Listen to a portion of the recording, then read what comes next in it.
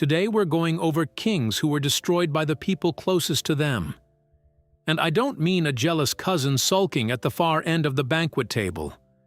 I'm talking about a mother who had her own son's eyes cut out in the room where she gave birth to him, and a son who had his father's dinner delivered with his brother's head sitting on the platter. Let's get into it. Number 1. Constantine VI. The emperor, his own mother, blinded in the room where he was born.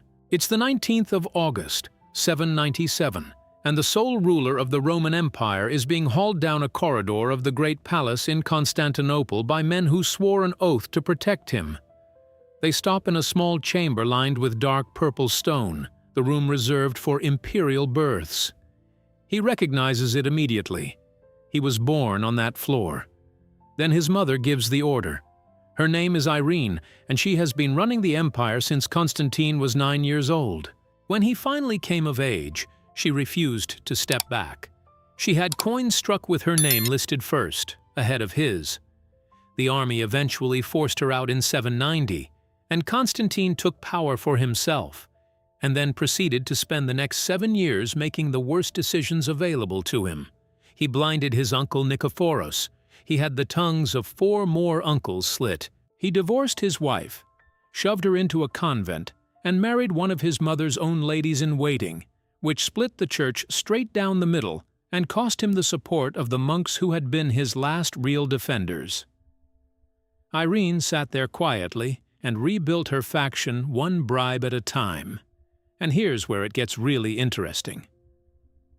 The chronicler Theophanes writes that the blinding was carried out deliberately and cruelly, with the intention that Constantine would die of the wounds. Then he records something stranger. He says the sun went dark for 17 days afterward, so black that ships lost their course at sea, and that everyone in the city agreed it was because of what had been done to the emperor. Modern historians think that's a volcanic dust veil or an exaggerated eclipse. The people of Constantinople thought the sky was reacting. Irene got exactly what she wanted. She ruled in her own name, the first woman ever to hold the Roman throne alone, and she signed her documents not as empress, but as emperor. And that title is the reason the whole thing backfired in a way she could never have predicted. Over in Rome, Pope Leo III looked east, decided that a woman on the throne meant the throne was legally empty, and used that as his justification for putting a crown on Charlemagne's head on Christmas Day, 800. Irene mutilated her son to keep an empire, and in doing so, she handed the West a brand new one. That's like burning down your neighbor's house for the land, and accidentally founding a rival country in the ashes. 5 years later, her own finance minister deposed her and shipped her to the island of Lesbos. The accounts say she spent her final months there spinning wool to pay for her food. Number 2. Shah Jahan, the man who built the most beautiful building on earth and then spent 8 years staring at it through a window. It's the summer of 1658, and the 5th Mughal emperor is standing inside an octagonal marble tower in the Agra fort, looking out at the river. He rules roughly 150 million people. His treasury holds a quarter of the world's economic output. Downriver, about a mile and a half away, sits the white marble tomb he built for his wife Mumtaz Mahal after she died delivering their 14th child. 22 years of work, 20,000 laborers, 1,000 elephants hauling marble 300 miles from the quarries at Makrana. He is never going to walk out of this room again. It started the previous autumn when Shah Jahan fell seriously ill, and the rumor went out that he was already dead. His 4 sons stopped waiting. The third one, Aurangzeb, destroyed his eldest brother Dara Shikoh at the Battle of Samugar in May of 1658, marched on the Agra fort, and won the siege not with cannon but by seizing the fort's water supply. He took his father's drinking water. Shah Jahan surrendered in 3 days. And here's the thing. Dara was captured the following year, paraded through the streets of Delhi on a filthy elephant so the crowds could see what was left of him, and executed in August of 1659. His head was sent to Aurangzeb. Several contemporary accounts, including the Italian Minucci and the French physician Bernier, then claim Aurangzeb had that head delivered to his imprisoned father, presented on a dish. Historians argue about whether it actually happened or whether it's a story that grew in the telling. What is not in dispute is that Dara died on his brother's order, that a second brother was executed in prison, and that a third fled into the jungles of Arakan and was never seen again. Shah Jahan lived another 8 years in that tower. His daughter Jahanara, who had backed the losing brother, chose to be locked up with him rather than leave him alone. He died in January of 1666, 74 years old.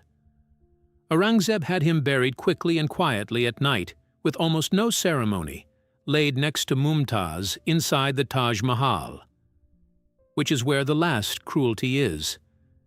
That building is obsessed with symmetry. Every arch, every pool, every minaret mirrors its opposite exactly. There was never a plan to put a second tomb inside it. So Shah Jahan's cenotaph sits off-center, larger than his wife's, shoved in beside her. He spent 22 years building the most perfectly balanced structure ever raised, and he is the reason it's crooked. Number 3. Edward II, the king whose own wife invaded England to get rid of him. It's the 24th of September, 1326, and a small fleet is running aground on the mudflats of the River Orwell in Suffolk. Off the ships come the Queen of England, her teenage son and heir, and her lover, a marcher lord named Roger Mortimer. In total, they have fewer than 1,500 men, most of them hired Flemish and German mercenaries. It is, on paper, a suicidal number. Nobody stops them. Isabella of France had been married to Edward at 12 years old, and spent nearly 2 decades watching him hand the kingdom to a series of favorites. First Piers Gaveston, then Hugh Despencer the Younger, who used the king's affection to seize estates across England, including some of Isabella's own. In 1325, Edward sent her to France to negotiate a treaty. It was the last mistake he had the room to make. She kept their son with her, refused to come home, and built an army out of her own dowry and her exiled countrymen's grudges. And here's where it gets really interesting. The invasion didn't collapse into a war. It collapsed into an evacuation. Edward's barons refused to muster. The City of London rioted and dragged his treasurer, the Bishop of Exeter, off his horse in the street and beheaded him with a bread knife. The king fled west into Wales with Despencer and a shrinking handful of men, and was picked up in a field in November. Despencer was hauled to Hereford, hanged from a gallows built 50 feet high so the whole crowd could see, then cut down alive, castrated, disemboweled, and quartered. His head went to London Bridge. In January of 1327, Edward II was told to abdicate in favor of his son, who was 14. He wept and agreed. No English king had ever been removed like that before, which meant Parliament had to invent the procedure on the spot, and once a thing like that has been invented, it does not get uninvented. They shipped him to Berkeley Castle in Gloucestershire. On the 21st of September, 1327, it was announced that he had died of natural causes. The famous story about the red-hot poker turns up in chronicles written decades later, and the body was reportedly displayed without a mark on it. There's even a letter from an Italian priest claiming Edward escaped and lived out his life as a hermit in Lombardy. Nobody has settled it. 3 years later, that 14-year-old, now 17, led a handful of friends through a hidden passage into Nottingham Castle at night, seized Mortimer in his mother's own chambers, and had him hanged at Tyburn. Isabella was never punished. She lived another 28 years in comfort, and when she died, she asked to be buried in her wedding cloak, with her husband's heart in a silver casket resting on her chest. Number 4. Henry II, the king who was betrayed by every single member of his family.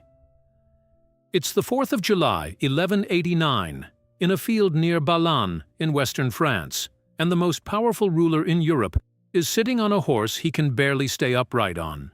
His empire runs from the Scottish border to the Pyrenees. Right now, he is signing a surrender to the King of France and to his own son Richard, who spent the summer chasing him across his own territory. Part of the agreement is that he must give Richard the kiss of peace.